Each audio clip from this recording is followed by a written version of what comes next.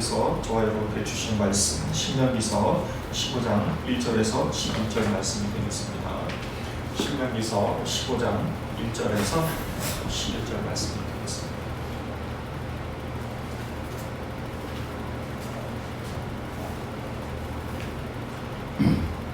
다 찾으신 줄 알고 저와 함께 교독하겠습니다. 매 7년 끝에는 면제하라. 면제 규례를 이루어내라. 그의 이웃에게 도와주지 못해주는 그것을 면제하고 그의 이웃에게나 그 형제에게 독촉하지 말지니 이는 여호와를 위하여 면제를 선포하였습니다. 이방인에게는 내가 독촉하려니와 내 형제에게 구워준 것은 내 손에서 면제하라. 내가 만일 내 하나님 여호와의 말씀을 듣고 내가 오늘 내게 내리는 그 명령을 다 지켜 행하며 내 하나님 여호와께서 내게 기업으로 주신 땅에서 내가 반드시 복을 받으리니 너희 중에 가난한 자가 없으리라. 내 하나님 여호와께서 내게 허락하신 대로 내게 복을 주시리니 내가 여러 나라에 구워줄지라도 너는 꾸지 아니하겠고 내가 여러 나라를 통치할지라도 너는 통치를 당하지 아니하리라. 내 하나님 여호와께서 내게 주신 땅 어느 성읍에서 듣지 가난한 형제가 너와 함께 거주하거든 그 가난한 형제에게 내 마음을 완악하게 하지 말고 내 손을 움켜쥐지 말고 반드시 내 손을 그에게 펴서 그에게 필요한 대로 쓸 것을 넉넉히 구워주라. 상관없는 마음에 악한 생각을 품지 말고 곧 이르기를 7째 면제에 가까이 왔다 하고 내 공평한 형제를 악한 눈으로 바라보며 아무것도 주지 아니하면 그가 너를 여호와께 호소하리니 그것이 내게 죄가 되리라. 너는 반드시 그에게 줄 것이요 줄 때에는 아끼는 마음을 품지 말 것이니라. 이로 말미암아 내 하나님 여호와께서 내가 하는 모든 일과 내 손이 가는 모든 일에 내게 복을 주시리라. 함께 읽겠습니다. 땅에는 언제든지 가난한 자가 그치지 아니하겠으므로 내가 내게 명령하여 이르노니 너는 반드시 내 땅 안에 내 형제 중 곤란한 자와 궁핍한 자에게 내 손을 펼치리라. 아멘.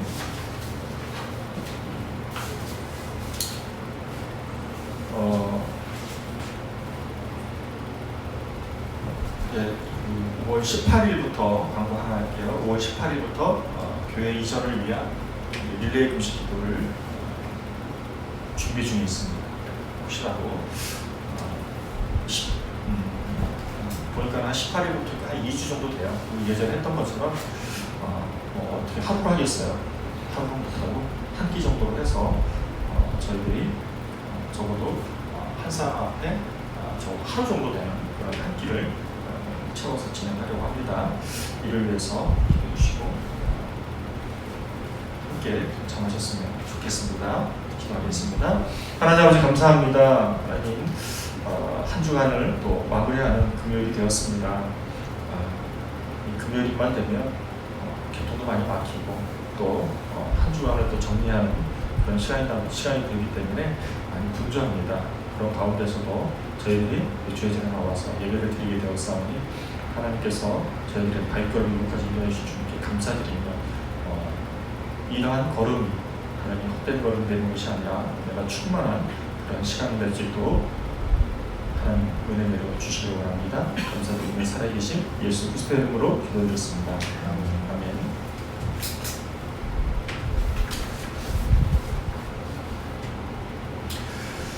요즘 코로나 바이러스가 대유행을 하면서 나타난 현상이 여러 가지들이 있습니다. 신문지상에도 많이 나오는데 그 중에서도 대표적인 게 꿈이라고 합니다. 요새 사람들이 악몽을 많이 꾼대요. 악몽을 많이 꾼대요. 이 우리나라만 그러느냐? 아니 전 세계가 그렇대요.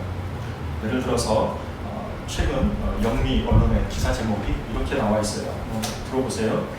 AP에서는 꿈에 영향을 미친다라는 제목을 가지고 세계인의 수면을 방해하는 팬데믹 이렇게 기사 제목이 나왔습니다.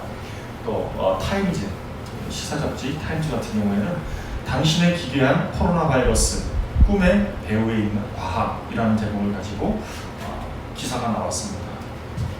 이 시사 잡지까지 나온 거 이해가 되죠. 그러나 과학 잡지에도 이런 제목이 나왔습니다. 뉴사이언티스트라고 하는 코로나 바이러스는 어떻게 당신의 수면을 방해하는가라는 제목으로서 많은 사람들이 이런 수면에 대해서 공감을 하고 있다고 합니다. 이 이제 기사는 그냥 그런가 보다라고 할 텐데, 이제 그 미국 하버드에 있는 의대 심리학과 데이드르 베롯이라고 하는 교수는 사람의 꿈을 연구하는 교수라고 합니다. 이 교수가 온라인으로 전 세계 2,400명에게서 6,000건의 꿈을 수집했다고 합니다. 그 수집을 해가지고서 분류를 했대요. 분류를 했더니 이렇게 돼 있대요. 사람이 병에 걸리거나 바이러스에 화신에게 당하는 악몽을 꾼대요. 예를 들면 곤충이나 지렁이, 또 마녀, 송곳니 담긴 메뚜기, 그로부터 공격을 당해서 죽는 꿈을 꾼대요. 그래도 이건 좀 나아요. 자신의 통제권을 잃은 죽음이 이제 통제권을 잃는 꿈도 많이 꾼대요. 예를 들면 이런 거예요. 감염된 사람들이 자신을 붙잡아 놓고 얼굴에다가 기침을 막 해야 되는 거, 꿈을 꾼대요. 그러다가 잠을 못 자요. 여러분들은 뭐 잠 잘 주무시니까 별로 상관은 없겠지만 요새 이제 불안증한 현상들이 많이 생기니까 많이 나타나는 거죠. 특히나 이제 서구에서는 지나가는 사람들에게 무차별하게 총질을 하는 그런 집단을 만나는 꿈을 꾼대요. 그러다 보니까 잠을 편하게 잘 수 있겠어요? 잘 못 자죠. 이게 비단 남의 일일까요? 우리 얘기는 아닐까요? 우리는 뭔가 불안감에 휩싸이게 되면 저희도 꿈을 꾸잖아요. 뭔가가 투사가 되는 꿈을 꾸잖아요. 여러분들은 어떤 꿈을 종종 꾸시는지 몹시 궁금하지만 제가 질문을 할 수는 없고, 그러다 보니까 어떤 연구가 또 나왔냐면 사람들의 불안감을 관리할 수 있는 그런 논문이 또 나왔어요. 이게 제 눈을 관심 갖게 했습니다. 영국 엑스터 의대 연구진은 사람의 건강과 행복에 필요한 적정 자연 활동량을 자연 복용량이라고 정의를 했어요. 자연 복용량이 뭔가? 그것은 일주일에 한 2시간 정도를 숲에서 생활하는 거죠. 숲에 가서 예를 들면 이런 거죠. 맑은 공기도 쐬고 계곡물 소리도 듣고 숲도 듣고 뭐 이러는 거예요. 그런데 그 2시간 동안 자연 복용량을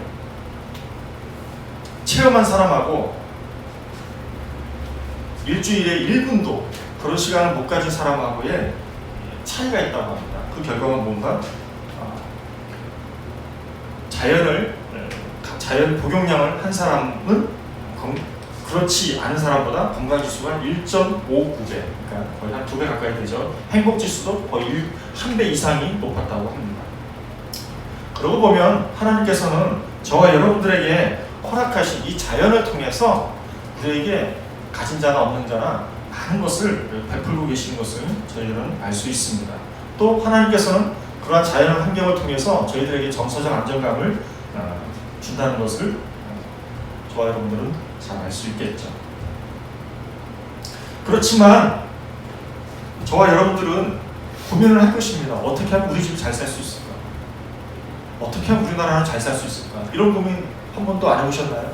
어떻게 하면 우리는 빚을 안 지면서 살 수 있을까? 이런 고민들을 해보실 수 있을 것입니다. 이런 고민이 오늘 하나님께서는 본문을 통해서 저와 여러분들에게 가르쳐 주고 있는 것이죠. 오늘 말씀은 1절에 3절 같은 경우, 오늘 말씀의 구성을 살펴보면 1절에 3절은 매년마다 돌아오는 그 안식년에 대한 것들입니다. 그래서 채무자, 빚진 자들에 대해서 빚을 면제해주는 면제년이 되어야 하는 것을 말해주고 있고, 4절에서 6절은 이스라엘이 그렇게 했을 때, 그러니까 면제를 했을 때의 이스라엘이 받을 사회적 복에 대해서 말해주고 있고요. 끝으로 7에서 11절은 면제년이 가까워졌다고 했을 때에 사람들이 악한 생각을 해요. 그게 뭘까? 그 면제년에 대한 부작용이 있는 거예요. 그 면제년에 대한 부작용이 뭐예요? 그것은 이렇게 빌려주는 손길을 중단하는 것. 이것이 바로 뭐다? 악행이다 라고 말해주고 있는 것이죠. 정리하면 오늘 본문에는 우리들에게 첫째, 가진 자의 사회적 도덕적 책임을 묻는 것이죠. 그리고 두 번째로는 사회 구조적 모순에서 기인되는 이 부익부 빈익빈 현상에 대해서, 요즘 말로 말하면 양극화 현상에 대해서 어떻게 해야 됩니까? 뭔가 제도적 장치를 마련해야 한다는 것을 저희에게 시사해주고 있습니다. 그렇다고 한다면 공동체라고 하면은 굳이 국가적 단위라고 말할 수 있을까요? 그냥 좀 좁은 의미에서 여기 사당 일동 공동체 내지는 교회 공동체 내에 잘 살 수 있는, 공동체가 잘 살 수 있는 그런 방법이 무엇이 있을까? 그것이 바로 본문에 나와 있는 것입니다. 하나님께서는 공동체가 잘 살 수 있는 방법에 대해서 이렇게 말씀하시고 있습니다. 하나님이 원하시는 것은 뭘까? 하나님 원하시는 것은 오늘 말씀을 통해서, 면제전을 통해서 모든 사람이 잘 사는 것과 그리고 모두가 구원을 얻는 것이 하나님의 소원일 것입니다. 오늘 말씀은 여러분들도 알다시피 이 하나님께서는 먼저 약속을 하셨어요. 먼저 약속을 하셨고, 그리고 나서 계속해서 하나님께서는 우리들이 손해내고 불리한 것 같지만 이 모든 것이 우리를 위한 것임을 말해주고 있죠. 그것이 오늘 말씀 15장 1절에서 11절 말씀의 내용입니다. 하나님께서는 저와 여러분에게 약속하셨어요. 뭘 약속해요? 전 국민의 빈곤 퇴치를 약속하셨죠. 하지만 하나님이 약속하신 빈곤 추방의 구체적인 방법은 한마디죠. 한마디. 무려 엄청난 시간이 지났음에도 불구하고 하나님께서 저와 여러분들에게 주시는 말씀은 한마디예요. 이게 뭐예요? 서로 도우라고 말씀하고 있죠.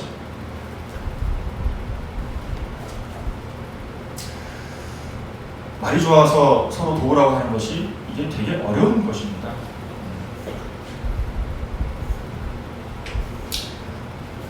조금 더 본문을 좀 살펴보겠습니다. 이런저런 이유로 해서 남의 집 종이 되었던 그러한 자들을 7년 만에 해방시키는 거예요. 또 빚진 자들은 빚을 면제하는 그런 것이 1절에서 6절 말씀의 내용이에요. 이 시온가 되게 어렵죠. 예를 들어서 하나님이 보시기에 선했던 유다왕 요시야 아들이 누구예요? 여호야김이죠. 여호야김이 젊어서 왕이 되었어요. 젊어서 왕이 되니까 뭘 많이 했겠어요? 사치를 많이 했겠죠. 사치를 많이 하니까 오죽하면 하나님께서 예레미야 선지자를 보내서 뭐라고 얘기합니까? 요시야의 좋은 점도 갖고 있지만 여호야김이 잘못된 것을 비판하고 있죠. 뭐라고 비판합니까? 이렇게 말합니다. 예레미야서 22장 16절 말씀에 보면 그는 가난한 자와 궁핍한 자를 신원하고 형통하였나니 이것이 나를 알미 아니냐 여호와의 말이니라 라고 이렇게 말씀하고 있어요. 이게 무슨 말인가? 이는 궁핍한 자와 가난한 자의 호소를 무시하지 않고 도와줬을 때는 하나님이 기뻐하시지만 무시했을 때는 하나님이 어떻게 하신다고요? 싫어하신다고 말해주고 있죠. 근데 여러분 이게 쉬울까요? 우리는 돈이 없고 권력도 없고 아무것도 없으니까 하나님 왜 언제 도와주시죠? 안 도와주시죠? 이럴 수는 있지만 사실 그렇지가 않아요. 사실 그렇지가 않아요. 실제로 가난한 사람이 돈이 많은 사람을 보는 거하고 부자가 가난한 사람을 보는 입장이 다르다고 합니다. 그게 미국 심리학자 애덤 칼린스키라고 하는 분은 알파벳 E 실험을 통해서 이것을 입증시켰대요. 그게 뭐냐면 사람은 권력을 가질수록 공감 능력이 떨어진다는 것을 발견했대요.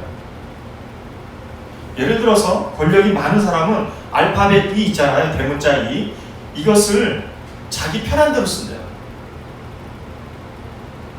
근데 권력이 별로 없는 사람들은 어떻게 하냐면 이 일을 상대방이 보기 편하게끔 만들어 놓는데요.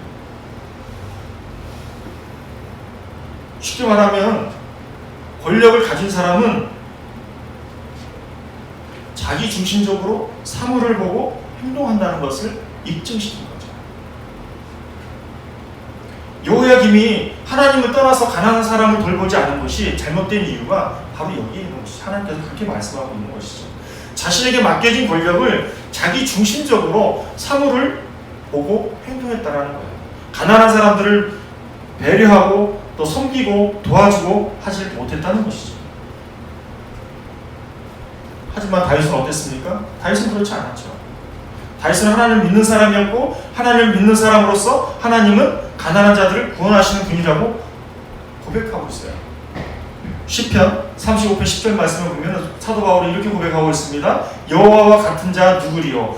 그는 누구느니? 하나님은 가난한 자를 그보다 더 강한 자에게서 건지시고 가난하고 궁핍한 자를 노력하는 자에게서 건지시는 이라 하리로다 라고 말씀하고 있습니다. 결과적으로는 하나님을 믿는 사람, 하나님을 신실하게 섬기고 따르는 사람만이 가난한 자들을 돌볼 수 있다는 것입니다. 하나님께서 왜 믿는 자들에게 가난한 자들을 돌보라고 말씀하시고 있는가? 그것은 믿는 자만이 할 수 있다는 것을 본문을 통해서 알 수가 있는 것이죠. 그렇다고 한다면 부작용이 없는가? 부작용이 있었죠. 면전인이 다가온다는 것을 알고 일부러 이웃에게 돈을 꿔달라고 가는 거예요. 시간을 딱 맞춰서. 그러면 또 마지못해서 이걸 주면 되는데 이것을 또 그때 맞춰서 온다라고 해서 마음에 어떤 생각이 들겠어요? 악한 생각이 들겠죠. 악한 생각이 드니까 이 사람들은 어떻게 하겠어요? 박대하겠죠. 박대하니까 어떻게 하겠어요? 그 사람들을 돈을 안 꿔주겠죠. 또 돈을 꿔준다 하더라도 조금만 줄여서라도 주겠죠.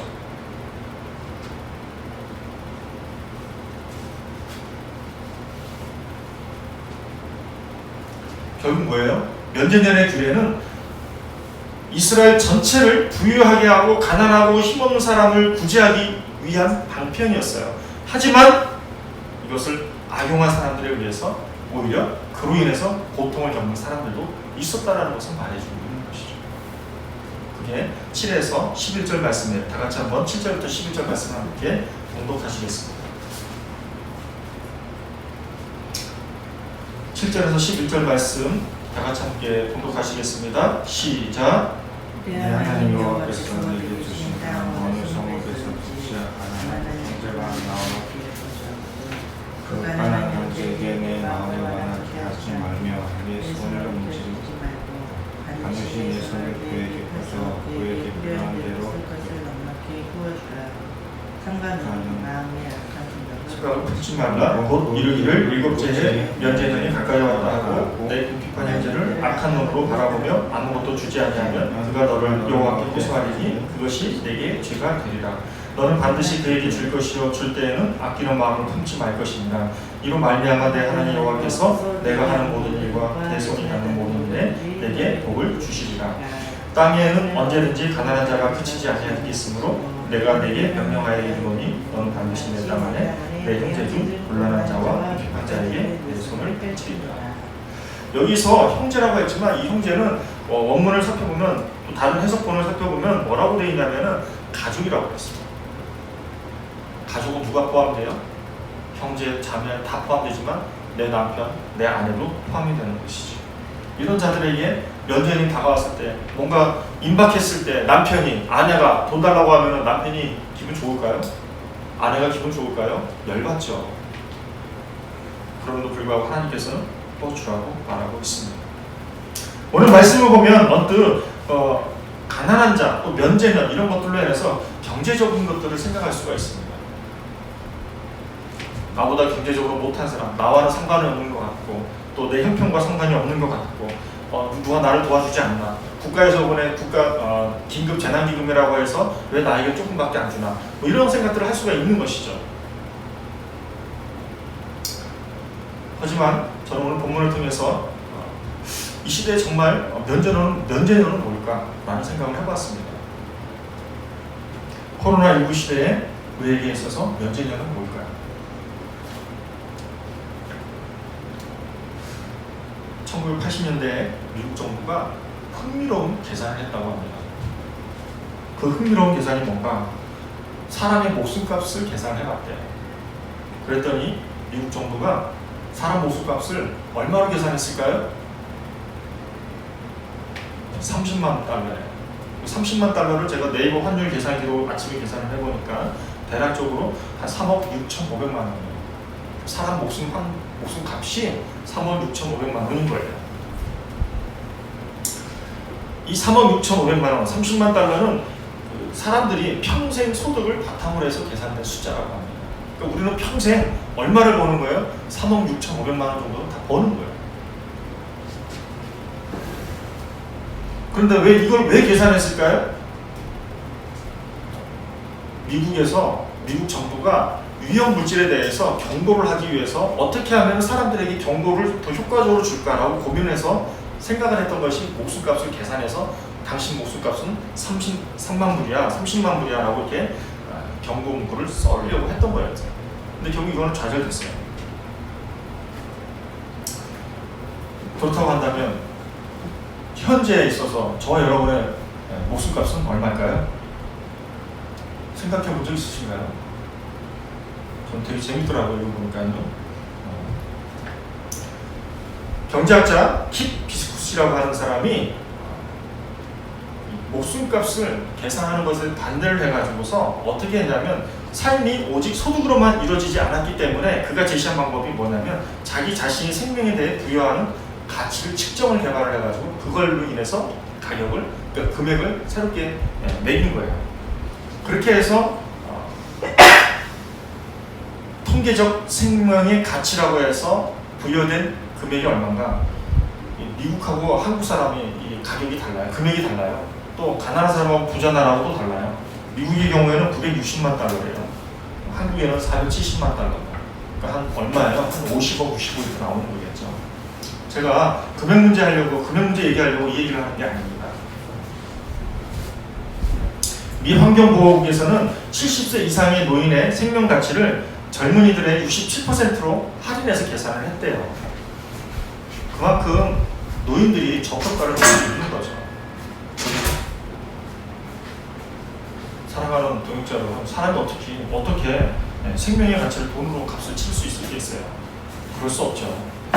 현실적으로나 신체적으로 연약한 노인이 또 금액으로 또 돈으로 이렇게 생명의 가치를 내린다는 것은 너무나 슬픈 일입니다. 하지만 우리가 그렇게 생각하기보다 우리가 너무나도 각박한 이 하나님을 믿지 않는 세상에서 자꾸만 사람들에 대해서 뭔가 생명의 가치를 자꾸 돈으로만 기준을 제시하려고 하는 그런 태도들을 저희들은 볼 수가 있다는 것이죠. 하지만 최근에 코로나19로 인해서 많은 사람들이 죽었지 않습니까? 그런데 한 요양원이 많은 유럽 사회를 감동시켰다고 합니다. 이 요양원에 106명의 노인이 있었는데 이 106명의 노인이 한 사람도 코로나19에 감염도 안 됐고 죽지도 않았대요. 그렇다고 뭐 가서 보니까 장비가 특출났냐? 그렇지가 않았대요. 장비도 없죠. 장비도 열악하고 그리고 뭐 가지고 있는 것도 뭐 아무것도 없고 그렇다고 이렇게 아픈 사람들을 잘 돌봐줬느냐? 그렇지가 않았대요. 도대체 이게 무슨 일 때문에 이 사람들이 죽지 않았는가? 다른 요양원에서 다 죽었는데 여기만 안 죽었대요. 왜 그런가? 라고 조사를 해보니까 이랬다는 거예요. 그 요양원의 직원 12명이 정말 죽게 하고 정성을 쏟아서 노인 한 사람 한 사람을 섬겼대요. 그리고 코로나19 바이러스를 들어오지 못하게 차단하고 정말 12명이 목숨을 아끼지 않고 마음을 다하고 온전히 섬겼대요. 그랬더니 이 노인분들이 다 살아남은 거예요. 이 모습을 본 유럽 사회가 감동을 받는 거예요.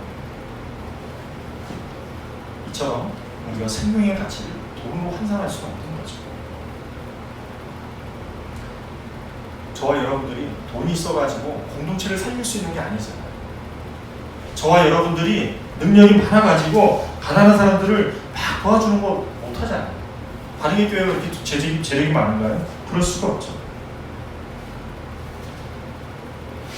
저는 오늘 말씀을 보면서 우리 공동체가 나아가야 할 방향을 오늘 말씀을 통해서 분명히 제시를 해주고 있다고 믿습니다. 그 이유는 무엇인가? 저와 여러분들이 정말 우리가 예수님을 믿는 사람들이잖아요. 예수님을 믿는 그 믿음을 우리가 한 마음으로 죽게 하듯 우리 사당 일동을 책임지면 또 감당하면 그것이야말로 우리에게 이 시대에 있어서의 면죄전이 아닐까라는 생각을 해본 것이죠. 그걸 누가 하겠어요? 나라에서 하겠어요? 나라에서 할 수 없습니다. 어디서 하겠어요?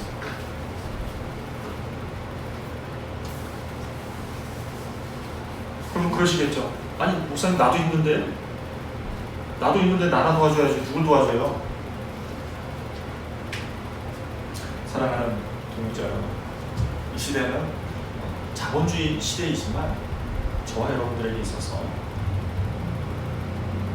하나님을 믿지 않는 자들이 돈으로 인해서 많은 어려움들을 겪고 또 믿는 자들도 돈으로 인해서 많은 어려움들을 겪고 있습니다. 하지만 저와 여러분들은 돈을 보고 가는 게 아니라 하나님께서 주시는 복을 보고 가는 거잖아요. 그 복을 받기 위해서는 우리는 베풀어야 하는 것이잖아요. 우리가 하나님의 사랑을 베풀어야 하는 것입니다. 하나님의 사랑을 무엇으로 베푸는가? 돈으로 베푸는가? 그런 한계가 있죠. 그러나 교회를 통해서 우리가 하나님의 사랑을 잘 전달하려고 노력할 때 그것이야말로 하나님께서 오늘 말씀처럼 우리에게 주어지는 면죄전이 되리라고 믿습니다. 기도하겠습니다. 하나님 아버지 감사합니다. 매 7년 끝에는 7년마다 이웃이나 형제에게 빌려준 모든 빚을 면제해 주어야 했습니다. 이 구약시대의 이 명령을 지켜 행하면 하나님께서는 말씀하셨습니다. 반드시 복을 받고 백성 중에서 가난한 자가 없을 것이라고 말씀하고 있습니다. 이것이 공동체가 함께 살아가는 공동체가 사는 길이라고 하나님께서 오늘 본문을 통해서 말씀하고 있습니다. 하지만 현실적으로는 이게 매우 어려운 문제로 다가옵니다. 또 이 문제를 생명값으로 환산해서 우리의 주위에 있는 가난한 사람들, 나약한 사람들을 살펴보면 더욱더 비참할 수밖에 없는 것이죠. 우리가 이들에게 줄 수 있는 것은 아무것도 없습니다. 그러나 한 가지 줄 수 있습니다. 그것은 바로 그들의 심령 가운데 생명 가치를 심어주는 것입니다. 그 생명 가치가 무엇입니까? 예수 그리스도입니다. 그 예수 그리스도를 통해서 생명 가치를 높일 수 있는 것, 이것이 바른길 교회에 주어진 사명이라고 믿습니다. 하나님 아버지, 저희 바른길 교회 교인들이 또 성도들이 또 사역자들이 현실적인 대책이 아닌 죽게 하듯 섬기고 배려하는 마음으로 생명 가치를 높이는, 심어주는 저희 바른길 교회가 될 수 있도록 인도하여 주시옵소서. 감사드리며 살아계신 예수 그리스도의 이름으로 기도드렸습니다. 아멘. 이 시간에는 우리가 다 같이 좀 기도했으면 좋겠습니다. 우리가 이 시간에 무엇을 위해서 기도할까 라는 생각을 해보았습니다. 오늘 본문 말씀은 구약시대의 본문이 구약시대의 상황과 현재 상황과 좀 잘 안 맞고 어려울 수 있습니다. 그럼에도 불구하고 오늘 말씀 가운데서 형제라고 했는데 형제는 아까도 말씀을 드렸지만 그 안에는 가족이 포함돼요. 친족이 포함돼요. 친족이 누구예요? 여러분들은 내 형제, 자매만 생각할지 모르지만 여기에서 친족은 부부도 포함이 됩니다. 우리가 가정의 달을 맞이해서 우리 가정을 위해서 기도해야 해요.